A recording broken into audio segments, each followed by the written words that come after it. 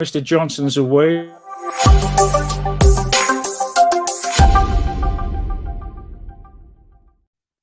Good evening. Welcome to the Cardiff City phone-in.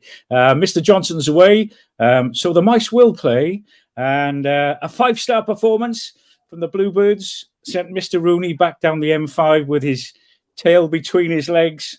Our biggest league win for 7 years. 5-0 at the Cardiff City Stadium. So a 5-star performance. That warrants a 5-star panel. And we've got them here for you tonight.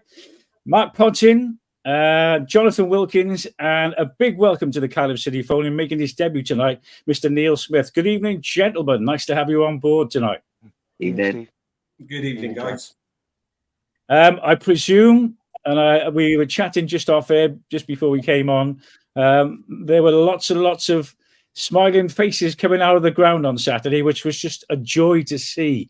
But what's the feeling on 5-0, Mark? I know you were over in sunnier climes, and I bet when you switched that phone back on, you thought someone was playing a bit of a trick on you.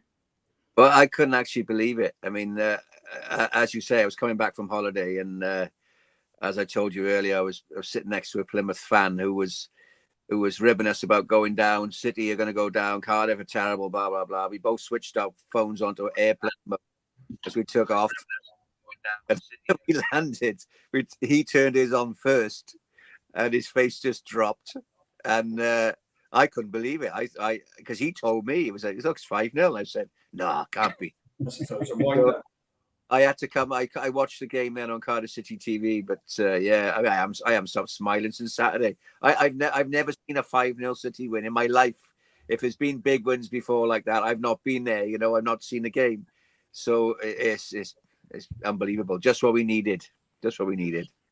Like a breath of fresh air, Neil. I think you said something along those words earlier on. But welcome to the show. And what's your take on it, Neil? Yeah, as you say, 5-star. It's hard to fault any of them. To be honest with you, the style of play. I mean, Ruben was like unplayable effectively, wasn't he, on the weekend? He was having the ball into feet. He was turning it. They really didn't know what to do with him. I mean, the only thing is, on that kind of form, people are going to start circling in January, aren't they? I mean, he's starting to get a bit more consistent as well, isn't he? Yeah. And John, I know, like me, we weren't big supporters of Mr. Bullitt, like many others, but fair play to the manager. He's only made a few subtle changes, but that midfield on Saturday was pure dynamite, wasn't it? Oh yeah, well balanced, really well balanced, and Robertson was outstanding, absolutely outstanding. His awareness and his passing, and he just took out like a sore thumb. I know Ruben had a blinding game, and even Perry NG looked back to his normal self as well, like, you know. But I'm still buzzing, I am. But as you know yourself, gentlemen, football's a funny game, and no two games are the same, like. So I'm just taking it one game at a time. And as for the manager, give him, say, for argument's sake, to Christmas. Give him to Christmas, innit? Easy does it, but do it, you know. Yeah, I wrote down as I was watching, or just making a couple of notes. Front foot, progressive, exciting, attacking football, which was a joy to watch. Which is something which we probably haven't seen at home for many months. And I don't know what you all think. I'll come to you, Neil. What if the style of play on Saturday? We were chatting just before we came on. I can't actually recall, maybe only on one or two occasions, where we actually passed the ball back on Saturday, which was a revelation. Yeah, I think I pointed out earlier. You know, I can't really remember any balls going, any passes kind of going backwards, like on the Bullet, where we used to kind of, if a player was so far up the pitch, or regardless where they were, in fact, if they were scared to play maybe a chancy ball kind of thing, you know, they would just play safety first, back across. But on the weekend, I don't remember one going back, to be honest with you. And they just had the shackles taken off, and you know, that's how it seemed, which is just great to watch. 5 different names on the score sheet, Mark, on Saturday. That's certainly something I can't. I was desperately flicking through a few of my records here, but I can't actually recall the last time we had 5 different players scoring in one game.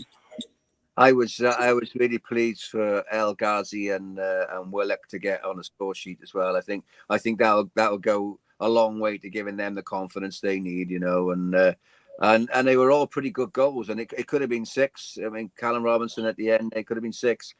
But let's not forget how bad Plymouth were. I mean, yeah, we didn't pass the ball backwards, but Plymouth's press was terrible. The defense was terrible. I think he's tweaked it with the midfield correctly, and I can't see where Siopis is going to come in. I don't think he's going to get Robertson off the pitch, and up front then we've got each channel. We've got partnerships developing. We've got Ollie Tanner and Ruben Colwell, which was really good, with Terry NG just behind, and then on the other side, O'Dowda was working well. It's building a thing with El Ghazi there. I think they're all starting to freely express themselves. And Bullet, used to run down Tanner. He needs to lose weight. He needs to defend more. He needs to do this. Just let him play. And look what he's doing now. He was fantastic as well on Saturday. Just let them express themselves. Especially against opposition like that. Yeah, it was great. Some great comments coming in already. Cameron's come on. We were brilliant on Saturday, lads. He says we have to stick with the same team tomorrow. That's injury. I mean, I'm providing they wouldn't thinking there weren't any injuries yet on Saturday. I don't know if anyone knows any different, but would we select the same 11 to start if all's well? What do you think, John? Yeah, absolutely. Yeah. If it's working, don't fix it, isn't it? Yeah, absolutely. Yeah. Neil, same 11 for you if they're all fit. The only one I would consider is maybe bringing Darland back in instead of Chambers. Maybe I know it may be a bit unfair because he's improved Chambers, but I just felt when he's played for us, Darland, he just looks different class kind of thing. I mean, just a personal preference, that's all. I think Gutas is worth it. You know what? He lost his form big time, didn't he? But he's come back now, and again, he's proven the doubters wrong. So, I mean, I think Gutas and Dartland would be the centre-half pairing for me. But as John says, at the moment, it's not broke. Don't rush if he's still... I mean, he was on the bench, obviously, Saturday. Maybe he's still struggling with that injury a bit. I don't know. But, I mean, I give him a bit of game time on Tuesday, tomorrow night, wherever. Maybe a bit of a fitness issue there, Neil. I was expecting to see him on Saturday, to be honest. Perhaps he's not quite there, Because, I've seen a few of the Portsmouth games. Ironically, I don't know if anyone else has.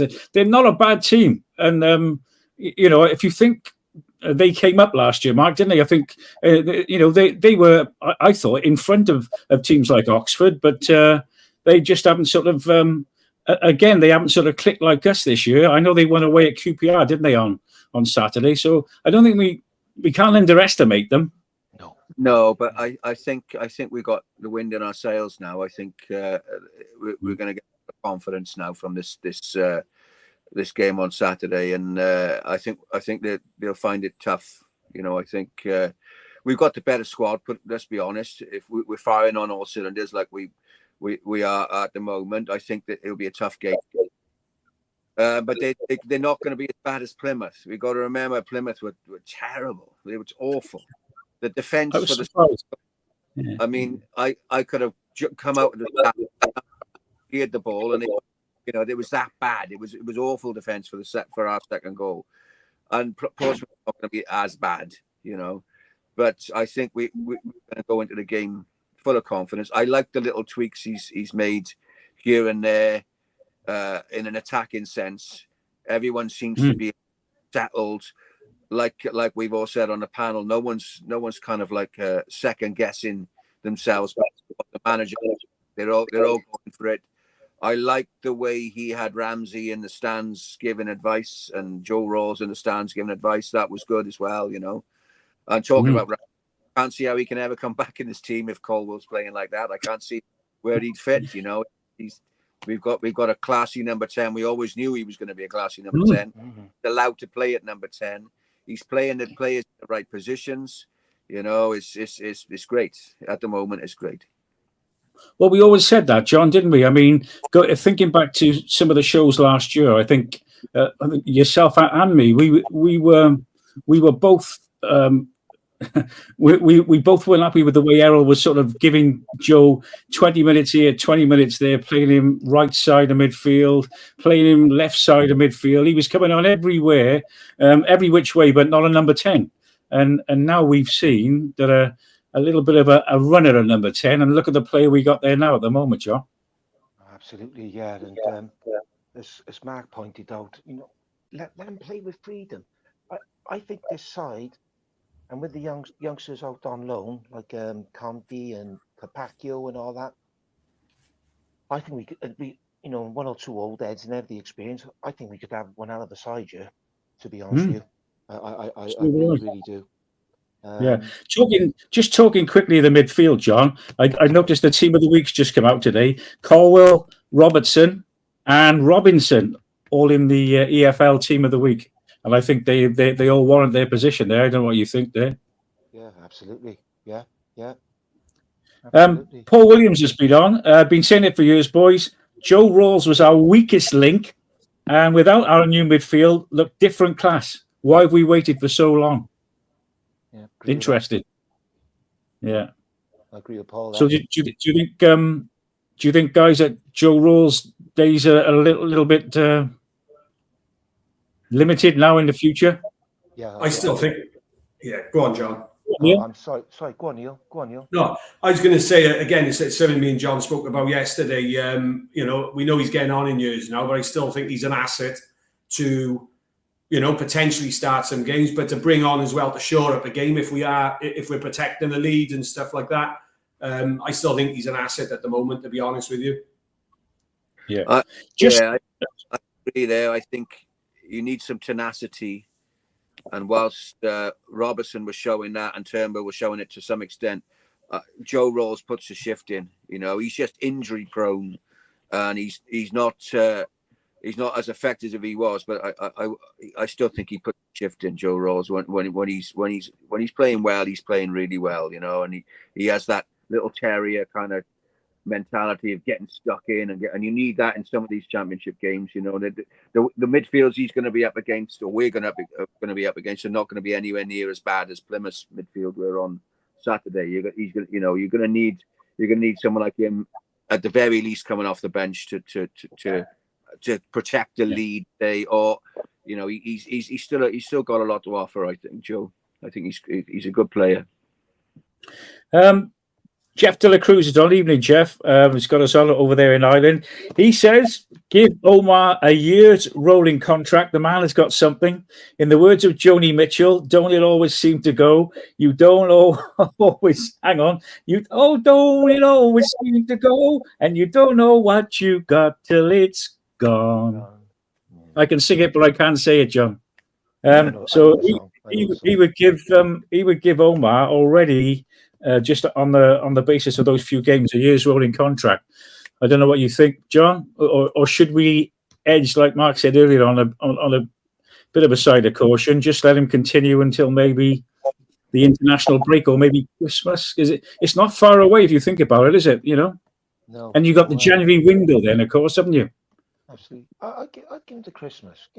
Yeah. We jumped in before, didn't we? Like when McCarthy wanted, and give him a big contract, and like we done with Bullet and all that, and it's all gone P-tongue, isn't it? You know, so yeah, slowly but surely, like, you know, give him to Christmas. Give him to Christmas. I agree. I think Christmas isn't a bad shout. If they got someone lined up and it's the guy they want, that's okay. But if we just don't want one of these run-of-the-mill managers coming in, you know, the Gary Roberts and people like that, it's just no point. We're just going backwards if we do that. Yeah. Give this guy a chance, you know, even if it's for the next couple of months. And if they haven't, if the target they've got is not going to come, then just don't settle for second best. Steve Thomas is on. Boys, can we give Riza a weekly rolling contract? Our managers seem to do okay until they're given a longer one. I don't know. Can anyone sign for a week? I don't know. I think, Mark, he'd just be happy just to continue maybe as it is for the time being, wouldn't it? And just to prove himself. I don't know what you think, Mark. Well, I think the jury's still out on him. I've got to be honest.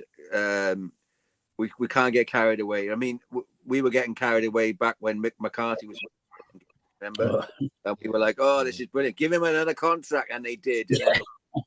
So I would say, let's see how he does against tougher opposition now. West Brom, Norwich, people like that, and then a decision has to be made pretty quick, because if you're not going to give him the January transfer window, you've got to give it to whoever's coming in, and we still need a little tweak here and there with some signings. I think Kanga's got to go back, if I'm honest, and we need a new striker. So you can't, if you give him to Christmas, you've got to give him the January transfer window. Really, you can't suddenly get rid of him in January when all that's going on. So I would say the next international break, or if he does really well against better opposition, then have a good think on it. It's he's definitely improved the side, but maybe that wasn't such a hard thing to do. Look how bad we were playing before. I mean, if Errol Bullock came back, we'd start playing bad again, but with the same squad. You know what I mean? And it could be that any Sunday League manager comes in and takes over from Bullock and makes us look amazing. We've got good players. Let's see how he goes the next few games, I think. Not to put a dampener on things, but you mentioned Wilfred Kanga's name there. I laughed at his conversion over into the Canton stand. I don't know about you, John, on Saturday. Do you think he needs? Do you think his shorts need to be a few sizes smaller? Oh, it's just all he had to do is put his body over the ball and just place it. That's all he had to do, and he did. He cleared the ground. Fair play to him, and he's like Stanley Matthews with them nicks on, isn't he? Oh, oh, shocking! Absolutely shocking. He'd struggle in League Two. He really would. He's struggling in League Two. I think you're right. He's not the answer. No, and Mighty as well. Yeah, completely. Would you bring back on Saturday? I would have thought it on tomorrow evening. Now I would have thought it'd be a good case to have someone like that Reindorf on the bench, maybe. I mean, to give him a chance if we're doing okay tomorrow, to bring the kid on, because he looks like he's got a lot more about him than Kanga. Neil, I don't know what you think. I don't know if you saw the Southampton game, but yeah, the little we've seen of him, he's pacey. He makes good runs. He gets behind the defence. I don't know why he's not involved. That's a big mystery for me. I don't know why he's not involved in the first team. And, any of you guys, any idea? It just seems a strange one. It is. Yeah. Well, why he's not involved. Sorry, John. Carry on. Go on, Mark. Go on. I was going to say, when I watched Reindorf play in that cup game, he was a team player as well. When you watch Kanga on Saturday, he came on the pitch and there was a chance to make it 6, but he was selfish in his first chance. And yeah, he was terrible in his second chance. But that first chance, he could have just squared it across and it would have been a much easier goal. But he wasn't playing for the team. He was probably thinking, if I score a goal, everybody will like me again. But yes, I can understand that. But, Reindorf was linking up with players. He was passing the ball. When he knew he couldn't score, he would try and find someone else that could, So I think he's hungry, he's young, and I like the link up between Tanner, Colwell, and I think another youngster up front. I mean, Robinson links up as well, but I think another youngster like him or Reindorf or Isaac Davis, there's a connection there between the younger members of the squad, and I think that'll work really well. So yeah, put him on. Just to put the cat amongst the pigeons, I put a few things on social media today, just for a little bit of fun. And perhaps if you're watching tonight, you'd like to chip in here with a few comments. If you could bring just one player, ex-Bluebird, back into the current City team to improve it, who would it be? I'll just throw a couple that I jotted down when I thought of that question. Ernie would obviously be close to the top of the list. For the more mature viewer, maybe Toshak, or would you change the keeper? Would you like someone like Casper in goals? This is just for a bit of fun, obviously, a bit of fantasy. Casper in goals, or maybe Joe Dwyer in the defence. if there was one Bluebird you could put back in the team, who are you picking, Neil? Jason Kumas. Oh, why? No brainer for me. One of the most gifted players I've ever seen in a Cardiff City shirt. Yeah, we were blessed to have him down here for a while, and I enjoyed every minute of it. I got to be honest with you. I don't know about you guys. What are you thinking, Mark, John? Kumas, that first stint when we had him on loan, he was unplayable, mate. Unplayable. He was superb. Everything went through him. Everything. He's had his deep stuff as well, haven't he? I don't think he really was in love with football as such. Was he? I think his lad is playing somewhere now. I think he's doing quite well. He's broken into the. Where's he playing? Sorry, Steve. Stoke is nearly looks good. Stoke is he? Yeah, I knew he was playing it. Yeah. Some of the goals, just quickly on some of the goals that Kumas scored at Nini, and I'll never forget. Top corners. He used to put the ball right in the corners. Unbelievable player. What about you, Mark? There was one player. It doesn't necessarily have to be a forward. It could be anyone. It could be someone like Frank Parsons in goals, or maybe Neil Smith in goals. Spaghetti arms. I'm being told here. Is that right? Spaghetti arms. Neil in goals. Nothing will ever get past him. I'll be looking back at that later. Well, for me, it's obviously a personal thing because my uncle played for Cardiff City, so he passed away. So I'd love to have him back, even if he wasn't in the squad, But I think looking at the side as it is now, it'd have to be a striker to help us out there. But I would also love Peter Whittingham to come back. I mean, I used to. Like Kumas the same. I used to love watching Peter Whittingham. He was just a genius, as far as I'm concerned. But right now we need a striker, so it'd have to be an Ernie or a Chopra or someone like that, Tony Evans. Tony Evans, Tony Evans. Score a lot of goals. I mean, when Gary Stevens came in, he scored a lot of goals as well. I used to like Gary Stevens, but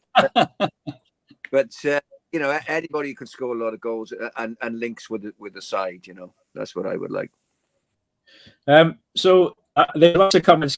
Anyone you could bring back? Ian Belinsky, Whittingham. No one better than Wits. That's a great one. Michael Whoops. It's got to be Toshak, the only player that has ever played for a top side. Well, Bellamy actually played for a top side as well, didn't he? But Ernie, for example, got to West Brom, subs bench.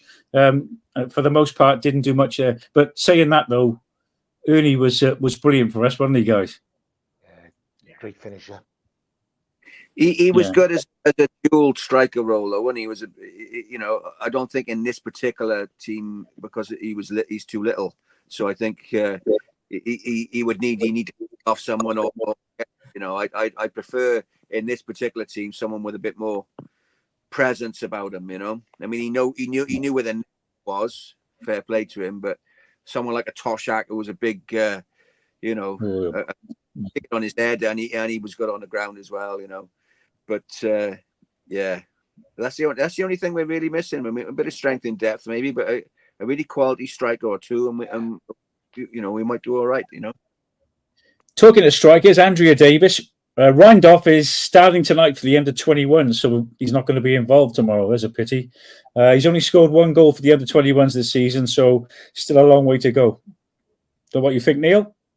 Yeah, well, on the evidence of what I've seen of him in the first team, I know it's been fleeting, but I think he's worthy of a place on the bench with, I wasn't over impressed with Kanga and Matey, who are like forward strikers coming on the weekend. I mean, I can't see him winning you any games. Can you? No. Yeah, he might win tomorrow. Yeah. This is a good comment. Thanks for all these. There's loads coming in tonight, and staying on top of this is a tough job, Mr. Johnson. So it's interesting to see what goes on behind the scenes. Jane Ford. Hi, boys. All players look like they wanted to be out there on Saturday, which was refreshing. We got results. Agree that Joe is still needed in the under-21s who are playing tonight. Maybe see more talent coming through as time goes on. Talking of the youngsters, I wrote something down earlier today. Of the loan players, if you think of all the youngsters that we've let go out on loan, so Joel Colwell, isn't it? Ellie King, Conte. Who would you like to bring back in there, Mark?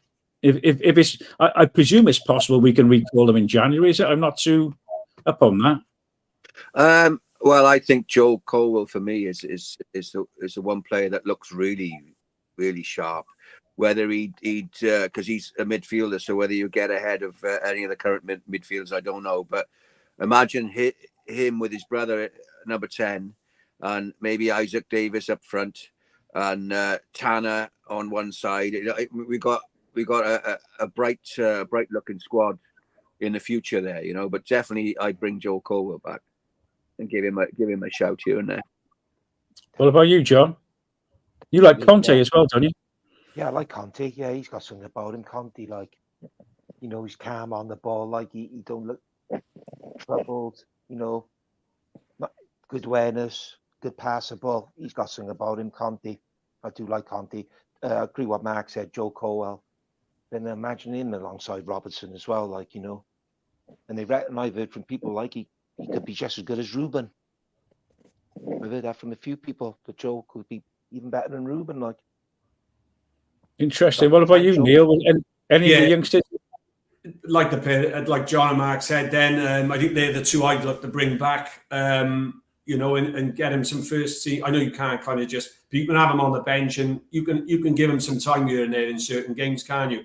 You know, let's if they're good enough, get him in. Forget the age. Yeah.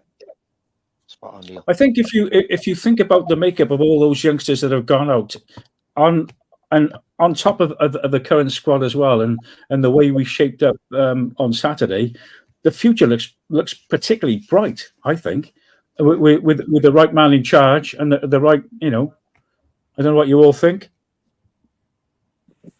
Yeah. Go on, John.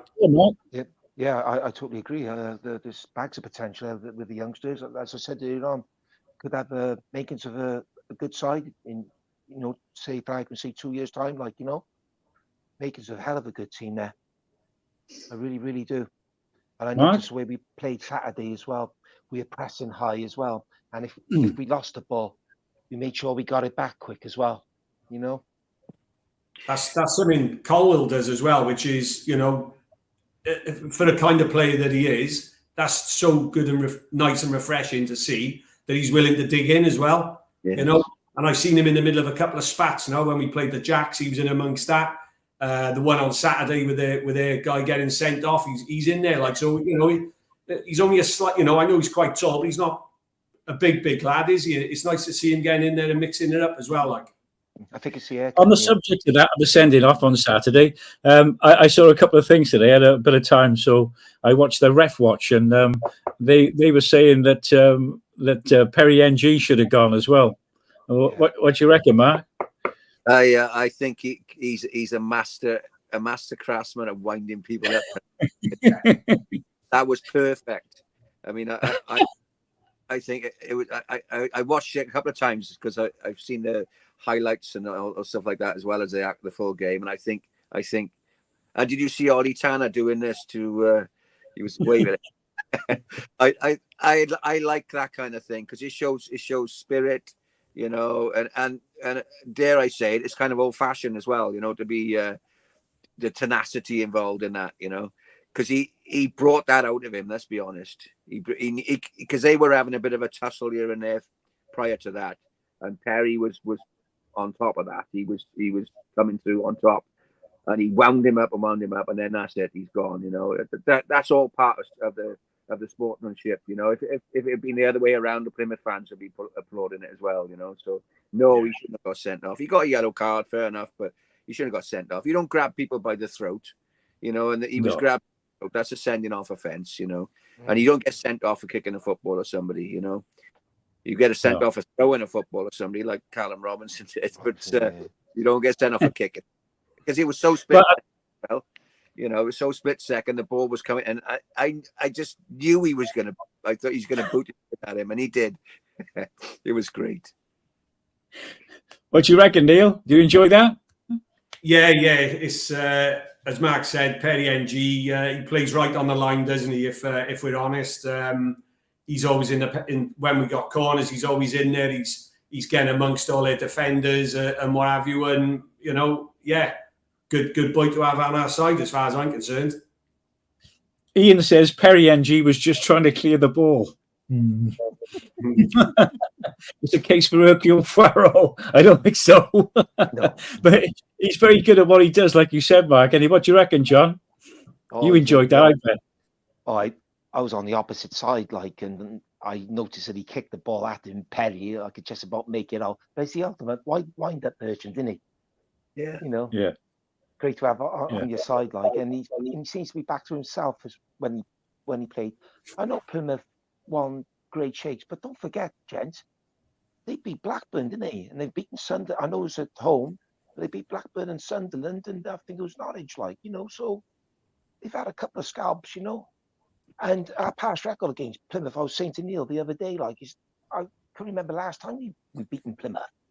We never seemed to do well against Plymouth, home or away, you know. So I'm still bouncing after that picture. I'll be honest with you, gents, I'm still bouncing. I am.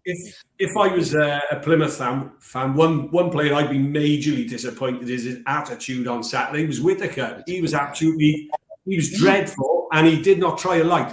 If that was a Cardiff player, I think the crowd would have got at him and he'd have been off. He just showed like he couldn't care less, kind of thing, which is a bonus for us. Don't get me wrong, but it stood out a mile for me that he was just not interested at all. Not interested. Normally, Neil, that kid's excellent, isn't he? He's a real threat. He's a good player. He's a good player. Yeah. If you think back to the game down here last year, I think it was 2 each. They gave us a real good game last year. Yeah. But Like Mark said earlier, they were very weak, Mark, weren't they? You know, I mean, I know we were up against 10 men, but even prior to the 10 men, we looked like we were going to annihilate them anyway. Yeah. Well, Ruben Colwell's goal for the second goal with defence, it was awful defence. It was terrible. And it took a while for the shot to come off. You know, it went in and out a couple of times, and they were just all over the place. It was really poor. And I know Rooney was in the stand. He couldn't be screaming at his team, but they were dreadful. They were dreadful, and they didn't make us look good. We played well. Let's not take anything away from the way we played. You know, every player played well, but they were awful. They were really bad. They didn't seem to have any decent game plan. It was I think they turned up expecting a different Cardiff City than the one they got. You know, I think they probably watched more the Bullet era Cardiff City and thought, well, you know, they're going to be much more defensive minded. But no, they got it all wrong. They got it all wrong for me. And talking of, I wrote down here the midfield, Robertson, Turnbull. They were like a Rolls Royce on Saturday, just purring along. It was lovely to see. And by the way, other things that are lovely to see. Jane's been on. John, she said it's nice to see you smiling, mate. Jane Ford. Jane Ford, yeah, I know Jane. Yeah. Lovely lady, Jane. Yeah, I mean the midfield was superb on Saturday. If we stick with the same, and Ruben continues in his current form, let's put this one out there. Can you see a Premier club coming in for him? Because I think McKenna at Ipswich expressed. No, it was Russell Martin. I think said that he fancied Ruben. Can you see like a Premier club coming in for him in January if he keeps the current form? And would we be able to resist, you know, a big bid, say, I don't know, a 15 or 20 million? Neil? I think it's inevitable if he continues making the progress he's making and the consistency of his performances. It's almost inevitable. I think if someone comes in with 20, I don't know, can the club turn that down? If it goes for anything less, you know, I'm not interested, to be honest with you. I don't want to sell him anyway. Probably it's exactly the same as you. But if someone comes in with 20 and the club accept it, as long as they loan him back to us for the rest of the season to secure our safety and better, I don't know. There's not a lot we can do about it. It's going to create interest the way he's playing, and you know that's football for you, isn't it? It'd be nice to hang on to him, Mark, wouldn't it? But what do you reckon if the money's there? Well, unfortunately, we're not in a position to turn it down. But it showed for me a lack of ambition if you're going to be selling off an asset that you've built up since a young kid.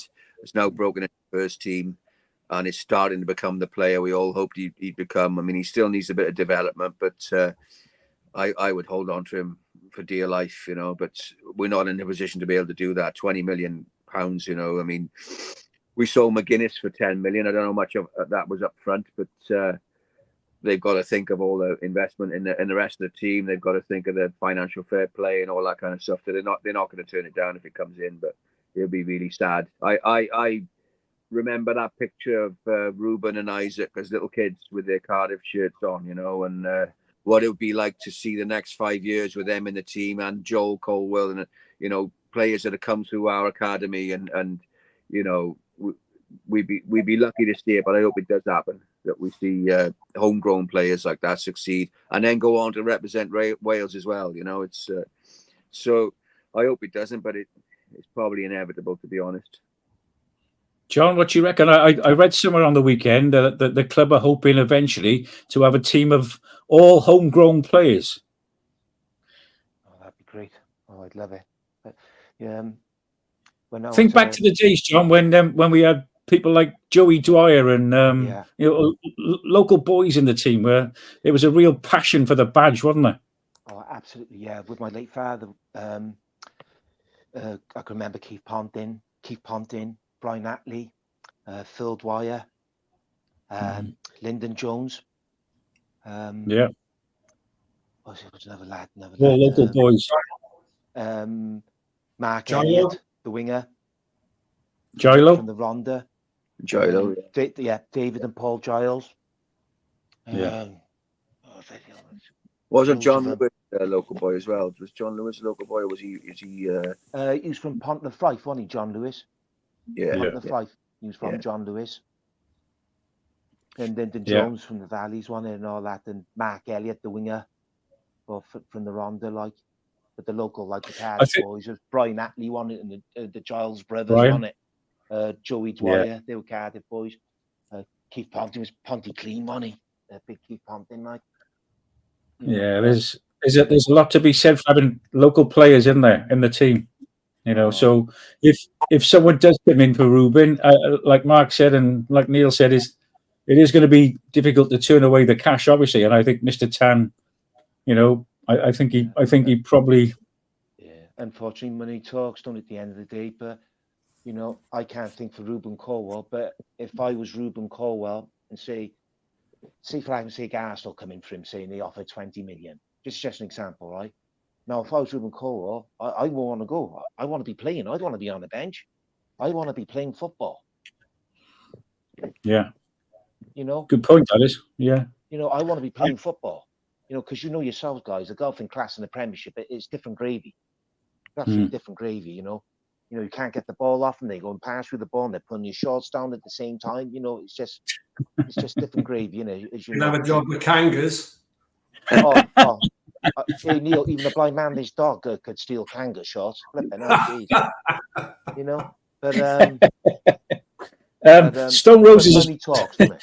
Money talks. Yeah, I don't want him to go. Definitely. I don't want him to go. I'd love to see him and his brother in the Cardiff City side, you know, and say for example, you know, they're gunning for promotion, like in it. And you got the Congas, the little Manny Capacchio, whatever his name is, and you know, Isaac, and you know, Raindorf, all them, and the two Corwell boys, Robertson, Turnbull. You know, honestly, gents, we could have hell of a side, yeah. When you think about it, we got a good on loan. We got Fagan Walcott, centre back. Yeah. Got in the middle, and we've got you know, Isaac Davis, who's not on loan. He's coming back. You know, we've got a good spine there. You know, already of youngsters, and then you chuck in the Joe Bagans and all those people are already. It's got the makings as a really good squad and really good team, and they're all maturing at the same time as well. You know, we got backups like Eli King, who can be a backup for Colwell. It's Mr. Tan's vision of having a homegrown team, give or take a few nationalities that only came up through our academy, but not from Wales. I mean, he's pretty close to it, you know, if you think about it. If they all mature at the same time and get some game time, you know. No, absolutely. And Mark, and they all click. Yeah. No. Yeah. Future's bright. Exactly that. They all The future's bright. used Yeah, to play with each other. They're all used to playing with each other through all those youngsters games. All they've all played together. They know each other's personalities. They've ironed out any differences they got, and they click. It was like the Southampton. On the subject of oh, sorry. Go on, John. I was going to say on the quick. subject of bringing one Bluebird back in. Tony Evans must be 60 plus now, says Ian, and he'd still score more goals than Kanga if you put him up front. Interesting. Talking of up front, Keona Tete's back in the picture as well, isn't he? Or close to. Don't like him, John? No, I've noticed when high crosses would come in and he could get his head on there and he could get in there and he'd want to know it like, nah, not for me. Not for me. I'd love to be proven wrong. Do you know what I don't like about Keona Tete is he moans all the time. Yeah. He's constantly moaning. He's constantly moaning at the ref. Nothing's going his way and it's miserable to watch him. And I mean, it was he now 22, 23? Is he? I mean, he doesn't have that magic, does he? Let's be honest, Nah, not for me. I tell you one thing that surprised me on Saturday, Neil, when I saw the team sheet was Bagan not in the side, but I think what Riza did there, and I don't know what you think, Neil. I think it was a bit of a masterstroke by playing O'Dowda there because it gave us a bit more of a front foot, and I thought O'Dowda was, like we said earlier, Mark. O'Dowda was excellent on Saturday, but it was an interesting selection, that wasn't it? Because Bagan's been doing okay. Yeah, it's great to have competition all over the park, really, isn't it? I was a little bit critical of him on Saturday. I just felt sometimes he overrun the ball once or twice. Again, hypercritical, really, to be honest with you. He's a great attacking fullback kind of thing. I mean, another asset to the side. I thought Bagan is probably, it's a difficult one, really. I mean, it's a toss of a coin who plays there for me out with them pair. I thought Bagan has come back and really improved, to be honest with you, like a number of players. What about El Ghazi, Mark? I know we touched on him earlier, but and he scored a goal, which was a tap in, but. Are you happy on that side of the park, or do you think he's still not up to speed yet? He's not up to speed, definitely not. He's still rusty. It is a risk playing him against tougher opposition. I would, argue against not putting him as a starter, maybe having come on. But he needs the minutes, doesn't he? He needs the experience of playing to get back to what he was. I think that Riza made the right call with O'Dowda on Saturday because I think he's a more attack-minded player than Bagan. Bagan's a bit more of a full-back than a wing-back. And I think O'Dowda's crossing perhaps is a little better. And he did here and there link up with El Ghazi, but El Ghazi is not, he's not got the 100% touch back. He's a bit slow in his decision-making and he's making the odd mistake, but I was so pleased for him that he got his goal. That will lift him, because there's nothing worse than being an attacker like him and having a past of playing really high intensity football and scoring goals and then not being able to do it again. He's coming on, but he's not the finished product. No. Is there a case then, John, for tomorrow's game to maybe bring Bagan back in at left back, push O'Dowda up in place of El Ghazi? Because don't forget we have that we have the threat. I'm going to use that word of Josh Murphy coming down here tomorrow. Yeah.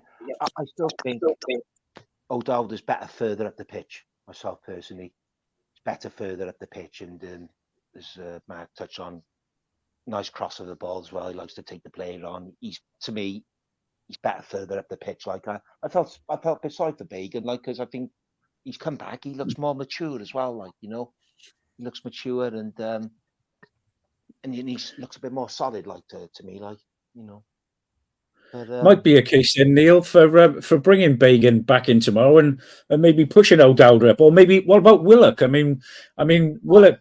I mean, I it was was going to say exactly that. I mean, I think he's been a bit underplayed at the moment. I like him. I like him as a player. I don't think we've seen his full potential yet, to be honest with you. Well, he doesn't seem to let us down when he comes on. He's got a good touch. Nice to see him get a goal on really great technique for the goal, I got to say. That's something I was going to say. You could possibly put Al-Ghazi on the bench and put Willock in there. Let's give him a place in the starting lineup. I'm a bit out on Al-Ghazi, I'll be honest with you. I'm just not quite sure. Hopefully he's just not up to speed fitness-wise, but I'm not sure. I'm not sure at the moment. The jury's out for me on Al-Ghazi. Be interesting to see what he does tomorrow night. What do you reckon on the Willock goal, Mark? Was it a duck involved there, or was that a calculated strike, bouncing it into the turf and flying it into the top corner? Well, I'm gonna give it to him as he meant to do it, but I don't think he did. I think he volley it straight in and have the ultimate goal, but I'm not going to complain about it because and again, it was great for him. He reminds me of the Fresh Prince of Bel-Air. He does. He looks a bit like Will Smith. Yeah. Let's hope he doesn't go around slapping. But no, it's nice to have options, though, isn't it? We got options on both sides now, and I don't think Josh Murphy's going to cause us any problems. I think he's always been a bit lightweight, Josh, and as long as you stick a tackle on him, he hasn't got the strength to and if he is doing well, just bring Yaku Mate on, he'll sort him out. We need Perry to do a job. Yeah, Perry. I mean, he's. I mean, I know he's been playing better since he's left us, but what a waste of potential. Let's be honest. 11 million quid we wasted on him. He's and he hasn't fulfilled his potential. I mean, he's a lightweight in physicality, and he's also a lightweight mentally. And I mean that with all the greatest respect. But you've got to be a strong mentally and physically to play football, and he's too. You need to baby him too much, So I think getting his head, and he'll lose it, It's Did I read on Marlon's captain? Yeah, for Pompey in the midfield tomorrow. Yeah, that's no great worry then. There's a guy that I didn't really take to, but the bits I've seen of him this year playing for Portsmouth, he's doing okay. Fair play. Just to say that I also read. Go on, Neil. So I said there'll be a lot of sideways passing going on from them tomorrow. I would have thought then with Marlon in there. Yeah.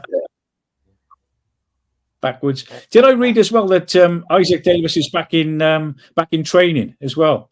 So maybe not too far away, to have him back in the squad.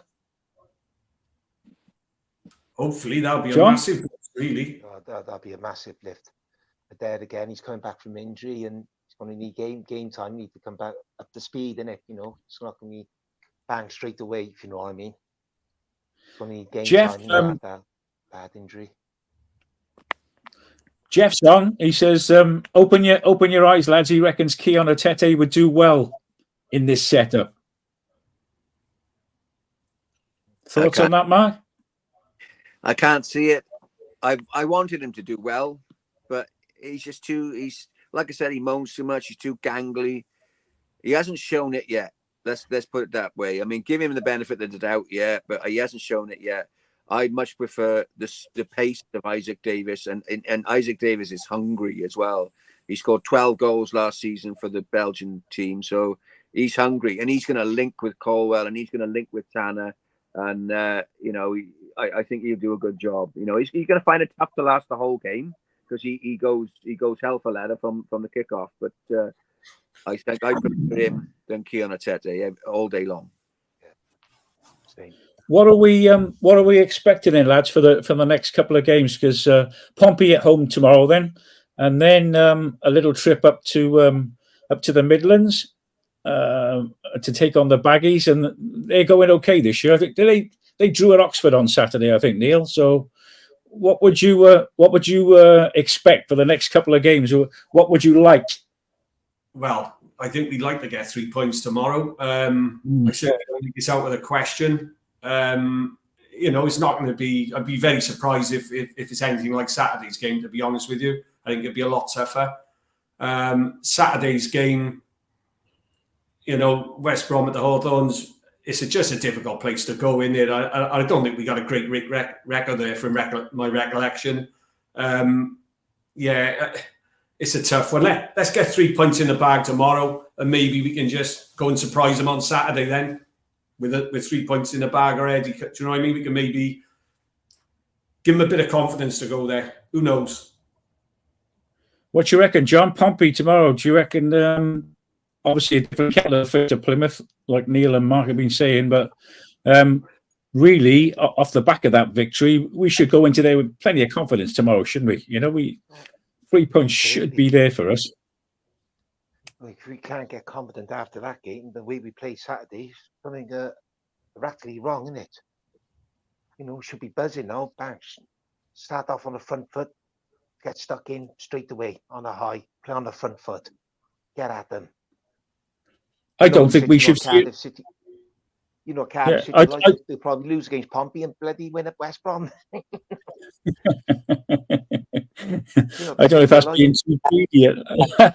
I don't think we should fear anyone, Mark, after what we saw. And I take your point about Plymouth, but it just goes to prove that we have got the creative talent there to put the ball in the net. And what do you reckon, Mark? Tomorrow? Well, as long as they don't press us out of the game, because that is something now that managers are now going to look at Cardiff as not being as defensive as we were, and we're more attack minded now.